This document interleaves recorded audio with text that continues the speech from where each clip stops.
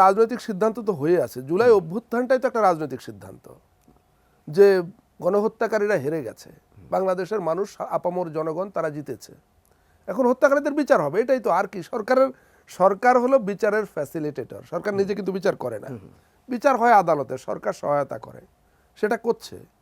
সরকারের ভূমিকা এতটুকুই।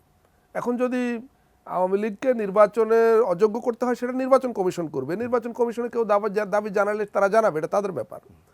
কিন্তু বিচার প্রক্রিয়া চলমান, আমাদের দেখার পালা যে মানে কি পদ্ধতিতে কখন কার কোন দলের কোন সংগঠনে কিভাবে বিচার হয়। দল বা এনটিটির বিচার করার যে ধারাটা ছিল সেটা মন্ত্রিসভা সিদ্ধান্ত নিয়ে বাদ দিয়েছে।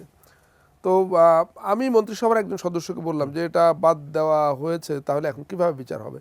তিনি আমাকে বললেন স্টিল সংবিধানে সেই অপশন আছে যে এই আইনের বাইরেও গণহত্যার মতো বা মানবতা বিরোধী অপরাধের মতো গুরুতর অপরাধের জন্য কোনো সংগঠন বা এনটিটির বিচার করার সুযোগ বা ব্যবস্থা আছে। যারা পালিয়ে গেছে তারা পালিয়ে গেছে, যারা পালিয়ে যায়নি তারা সকলে একটা বিষয়ে একমত, এবং সেই ঐক্যমতের প্রকাশ আমরা সকাল বিকাল দুপুর দেখছি। এখানে সংকটের কিছু তো আমি দেখি না। বিতর্ক কে করছে? আপনি কি কোনো অনুষ্ঠানে এরকম পেয়েছেন যে কেউ বলছে আপনার প্রোগ্রামে এসে যে না এটার ভিন্ন মত আছে, এটা হতে পারে না, এটা হতে পারে? এগুলো তো সোশ্যাল মিডিয়ায় ছড়াচ্ছে। কারা ছড়াচ্ছে আমরা জানি।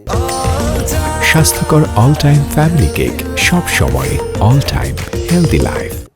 কাদের কাছে বাংলাদেশ রাষ্ট্রের লুটপাটের হাজার হাজার কোটি টাকা আছে? কারা $17 বিলিয়ন পাচার করেছে?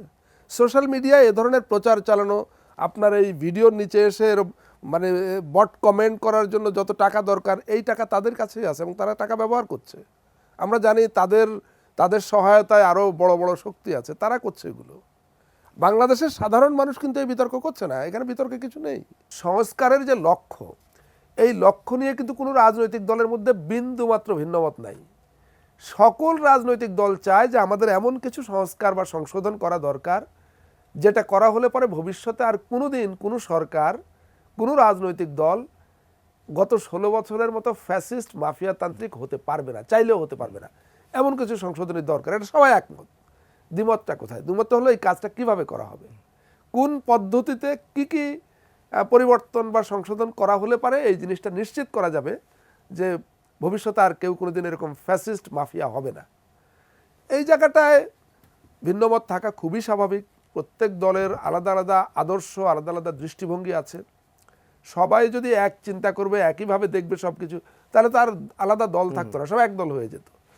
এখানে আলাপ আলোচনার ব্যাপার।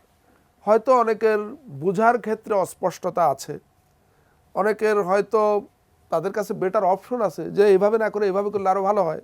কমিশন, সরকার সেগুলো শুনবে, আলাপ আলোচনার মধ্যে দিয়ে একটা জায়গায় যাওয়া যাবে। আমি মানে এ পর্যন্ত যা দেখেছি সেটা হলো যে খুব অল্প সংখ্যক সুপারিশ নিয়েই মূলত মতপার্থক্যটা, খুব অল্প সংখ্যক সুপারিশ।